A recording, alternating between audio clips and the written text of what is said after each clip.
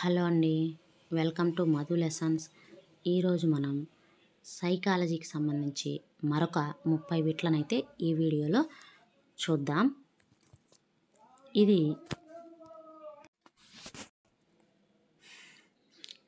గర్భధారణ నుండి మరణం వరకు మానవులలో సంభవించే అన్ని మార్పులను సూచిస్తుంది. పెరుగుదల, అనువంశికత, పరిపక్వత, వికాసం. చూడండి, గర్భధారణ నుండి మరణం వరకు మానవులలో సంభవించే అన్ని మార్పులను సూచించేది ఏమిటి అంటే ఆప్షన్ 4 వికాసం. పియాజే మనుషులందరిలో ఈ వికాసం 4 దశలలో అదే క్రమంలో జరుగుతుందని విశ్వసించారు. పియాజే మనుషులందరిలో ఈ వికాసం 4 దశలలో అదే క్రమంలో జరుగుతుందని విశ్వసించారు. ఏ వికాసం?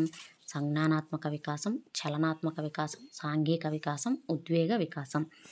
ఏ వికాసం? పియాజే ప్రకారం సంజ్ఞానాత్మక వికాసం. నైపుణ్యాలను పొందుటకు ఇది ఒక వ్యక్తి యొక్క అంతర్లీన సామర్థ్యాన్ని సూచిస్తుంది. నైపుణ్యాన్ని పొందుటకు ఇది ఒక వ్యక్తి యొక్క అంతర్లీన సామర్థ్యాన్ని సూచిస్తుంది. ఏంటది? వాస్తవీకరణ, సహజ సామర్థ్యం, వైఖరి, అలవాట్లు. నైపుణ్యాలను పెంపొందించేందుకు అంతర్లీన సామర్థ్యాన్ని సూచించేది ఏంటంటే సహజ సామర్థ్యం. 1905లో ఆల్ఫ్రెడ్ బినే మరియు థియోడర్ సైమన్ దీనిని కొలవడానికి విజయవంతమైన ప్రయత్నం చేశారు. దీనిని కొలవడానికి మూర్తిమత్వం, స్మృతి, ప్రజ్ఞ, సృజనాత్మకత. ఆల్ఫ్రెడ్ బినే మరియు సైమన్ దేనిని కొలవడానికి ప్రయత్నం చేశారంటే ప్రజ్ఞను కొలవడానికి. పరిశీలనాత్మక అభ్యసనం యొక్క స్వభావాన్ని అర్థం చేసుకోవడానికి వీరు నిర్వహించిన అధ్యయనాలు పరిగణించవచ్చు. పరిశీలనాత్మక అభ్యసనం యొక్క స్వభావాన్ని అర్థం చేసుకోవడానికి వీరు నిర్వహించిన అధ్యయనాలను పరిగణించవచ్చు. ఎవరు నిర్వహించినవి? Bandura, Pavlov, Thorndike, Skinner. Answer Bandura. కాలం గడిచే కొద్దీ స్మృతి చిహ్నాలు బలహీనపడటం మరియు క్షీణించడం. దీన్ని ఇలా అంటారు. కాలం గడిచే కొద్దీ స్మృతి చిహ్నాలు బలహీనపడటం మరియు క్షీణించడాన్ని ఇలా అంటారు. ఆమ్నీషియా, దమనం, క్షయం, అవరోధం. ఆన్సరు క్షయం. క్రింది వాటిలో ఒకటి సమూహ చర్చలలో అనుకూలమైనది ఏమిటది? కొద్దిమందికి కేవలం ప్రేక్షేపక పాత్ర వహించవచ్చు. ఇతరుల అభిప్రాయాల పట్ల సహనం ఏర్పడుటకు అవకాశం, ఆలోచన వ్యక్తీకరణకు అవకాశం, పరస్పర అభ్యసనంకు అవకాశం. సమూహ చర్చలలో అనుకూలమైనది ఏంటంటే కొద్దిమంది కేవలం ప్రేక్షక పాత్ర వహించవచ్చు. కొద్దిమంది మాత్రమే ప్రేక్షక పాత్ర వహించవచ్చు. శాస్త్రీయ నిబంధనలో స్వయంచాలక ప్రతిస్పందనను ఉత్పత్తి చేసే ఉద్దీపన నిర్నిబంధిత ఉద్దీపన, తటస్థ ఉద్దీపన, స్వయంచాలిత ఉద్దీపన, ప్రతిస్పందించే ఉద్దీపన. ఆన్సరు నిర్నిబంధిత ఉద్దీపన. 9 ఏళ్ల ఒక బాలుడు ఈత మరియు క్రికెట్ రెండింటినీ ఇష్టపడతాడు మరియు సెలవుల్లో కోచింగ్ కోసం వెళ్ళాలని అనుకున్నాడు. కానీ రెండింటికి శిక్షణ సమయం ఒకే వేళలో కావడంతో అతను ఈత మరియు క్రికెట్ రెండిట్లో ఏదో ఒకదాన్ని ఎంచుకోలేకపోయాడు. ఈ పరిస్థితిలో బాలుడు ఎదుర్కొన్న సంఘర్షణ ఉపగమ పరిహార ఉపగమ. ఇది ఉపగమ. ఉపాధ్యాయుడుగా మీరు మీ విద్యార్థి ప్రవర్తనను సంపూర్ణంగా మదింపు చేయాలనుకుంటే మీరు విద్యార్థిని ఏ రంగాలలో మదింపు చేస్తారు? సంజ్ఞానాత్మక మరియు సాంఘిక, మానసిక చలనాత్మక మరియు భావావేశ, మానసిక చలనాత్మక మరియు సాంఘిక, సంజ్ఞానాత్మక, భావావేశ మరియు మానసిక చలనాత్మక. ఆన్సరు 3. తన విద్యార్థుల సాధారణ సంజ్ఞానాత్మక సామర్థ్యాలను తెలుసుకోవడానికి ఉపాధ్యాయుడు కింది వాటిలో ఏ పరీక్షలను ఉపయోగించాలి? అభిరుచి పరీక్షలు, ప్రజ్ఞా పరీక్షలు, మూర్తిమత్వ పరీక్షలు, వైఖరి పరీక్షలు. ఆన్సరు ప్రజ్ఞా పరీక్షలు. ఒక పాఠశాల క్రీడలు, నాటకం, సంగీతం, కళలు, చర్చలు మొదలైన వివిధ కృత్యాలను అందిస్తూ విద్యార్థులు ఏమైనా 2 కృత్యాల్లో పాల్గొనడం తప్పనిసరి చేసింది. విద్యార్థులు తమకు నచ్చిన కృత్యాల్లో పాల్గొన్నారు. విద్యార్థులు వారి ప్రాధాన్యత ప్రకారం కృత్యాల్లో పాల్గొనడం దీనిని సూచిస్తుంది.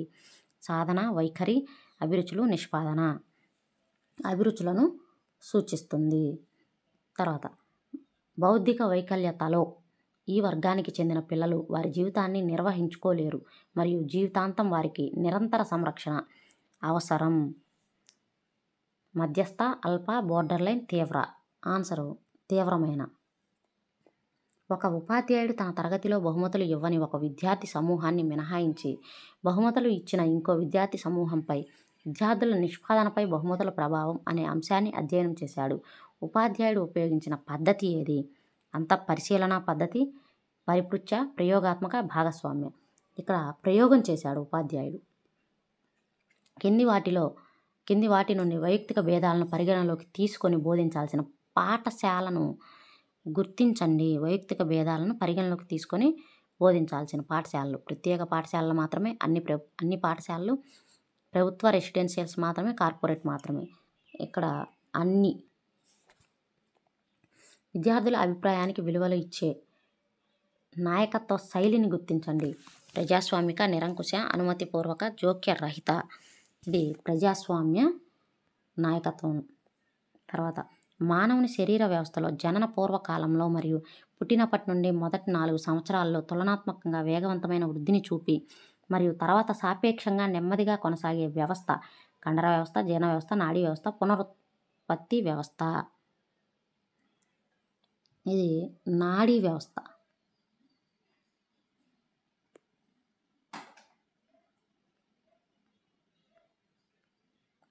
సోని వారమంతా శాకాహారం మాత్రమే తీసుకుంటుంది. అలా చేయటం వలన ఆమె తండ్రి ఆదివారం నాడు మాంసాహారం మరియు స్వీట్లు తినడానికి ఆమెను బయటికి తీసుకువెళతాడు.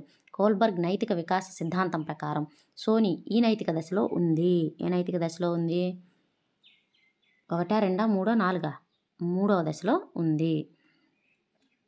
ఒక తండ్రి తన పూర్వ ప్రాథమిక పాఠశాలకు వెళ్ళే తన కూతురికి గుణకారం మరియు భాగాహారం త్వరగా చేసే మెలకువలను నేర్పడానికి ప్రయత్నిస్తున్నాడు. కానీ ఆమె గ్రహించలేకపోయింది. అమ్మాయి గ్రహించలేకపోవడాన్ని థార్న్డైక్ యొక్క ఈ అభ్యసన నియమం వివరిస్తుంది. ఏ అభ్యసన నియమం వివరిస్తుంది?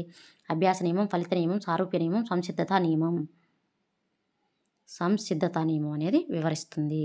అంతర్దృష్టి అభ్యసనంలో సమస్యల పరిష్కారాలను కనుగొనటానికి మన ప్రత్యక్ష క్షేత్రాన్ని పునర్నిర్మించుకోవడం జరుగుతుంది. ఎందుకంటే అభ్యసనం ఒక ఉద్దీపనలకు స్వయంచాలక ప్రతిస్పందన, ప్రజ్ఞా సంబంధ పని. అభ్యాసం యాంత్రిక పని. ఇది అభ్యాసం అనేది ప్రజ్ఞా సంబంధమైన పని. ఒక టీచర్ తన ఎలిమెంటరీ తరగతి విద్యార్థులను వారికి తెలిసినవి వారిలో ఎక్కువగా ఇష్టపడే వారిని ఎంపిక చేసుకొని వారిని ఎందుకు ఇష్టపడుతున్నావు అని మాట్లాడమని ఒక కృత్యాన్ని ఇచ్చాడు. విద్యార్థులందరూ తమ అభిమాన వ్యక్తుల గురించి వర్ణించి వారు ఎందుకు ఇష్టపడుతున్నారో సమర్థించారు. ఈ కృత్యంలో భావావేశ అంశం ఏమిటి?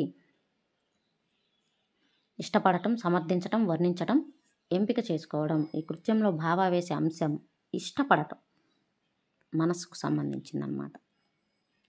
తరగతి గదిలో ప్రవర్తనా సమస్యలను నిర్వహించడంలో సహాయపడే ఉపాధ్యాయుల ఆచరణ స్పష్టమైన ప్రవర్తనా నియమాలతో పాటు దుష్ప్రవర్తనకు కలిగే పర్యవసానాలను ఏర్పాటు చేయటం, విద్యార్థులు ఇతర విద్యార్థులతో పోల్చటం, విద్యార్థులకు పేర్లు పెట్టడం, విద్యార్థులపై అరవటం.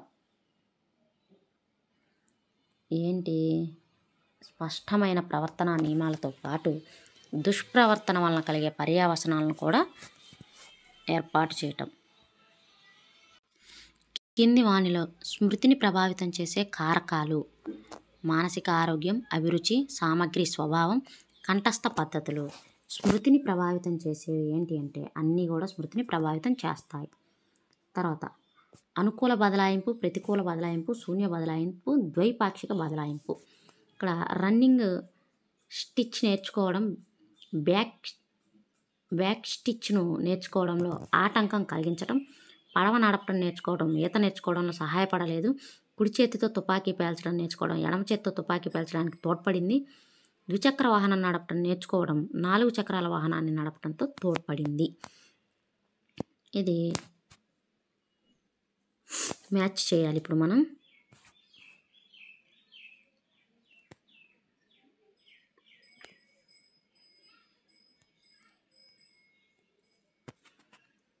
అనుకూల బదలాయింపు ఏంటంటే ద్విచక్ర వాహనం నడపడం నేర్చుకున్నోడు 4 చక్రాల వాహనాన్ని నడపడం నేర్చుకోవడం. తర్వాత ప్రతికూల బదలాయింపు ఏంటి అంటే రన్నింగ్ స్టిచ్ నేర్చుకోవడం, బ్యాక్ స్టిచ్ నేర్చుకోవడంలో ఆటంకాన్ని కలిగించింది. శూన్య బదలాయింపు ఏంటంటే పడవ నడపడం నేర్చుకోవడం, ఈత నేర్చుకోవడంలో సహాయపడలేదు. దానికి అసలు సంబంధమే లేదు. ద్వైపాక్షిక బదలాయింపు ఏంటంటే కుడి చేత్తో తుపాకీ పేల్చితే ఎడం చేత్తో కూడా పేల్చడానికి ఈజీ కావడం అన్నమాట.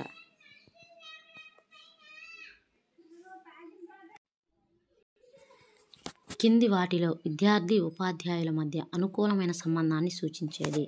ఉపాధ్యాయుల నియంత్రణ మరియు విద్యార్థి స్వయం ప్రతిపత్తి యొక్క సంతులనం, సాంఘిక స్థితి పరంగా సమానత్వం, పరస్పర విశ్వాసం మరియు గౌరవం, ఆసక్తికరమైన అభ్యసన వాతావరణం.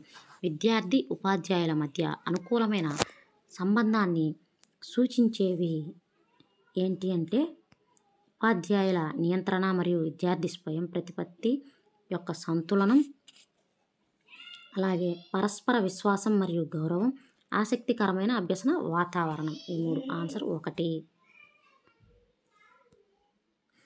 విషయ కేంద్రీకృత నమూనా ప్రధానంగా దీనిపై దృష్టి సారిస్తుంది.